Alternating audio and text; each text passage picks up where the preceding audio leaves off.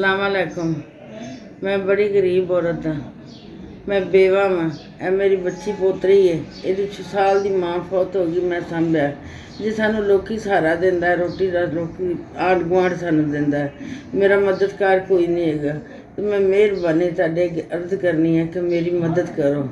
मैं बेवा हाँ, मेरी मदद करो। मेरी मदद कोई नहीं करता, अल्लाह तो तुहाडे तो सिवा मेरा सहारा कोई नहीं।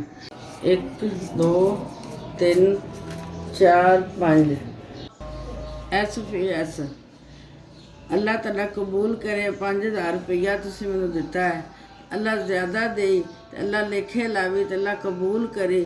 5000 का राशन लवांगी तो यह बच्ची यतीम हैगी, यदी माँ सिर ते नहीं हैगी, ये रोज़े रखेंगे तो दुआवां देंगे, राशन लवांगे। अल्लाह भला करे, जिंदगी दे, तंदुरुस्ती दे, मौला करी।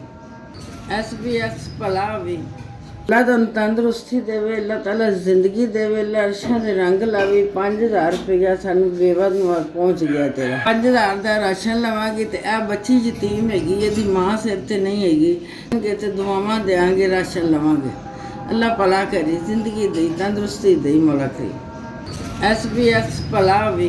SPS आपका बहुत बहुत शुक्रिया, आपको दिए 5000 में मिल के।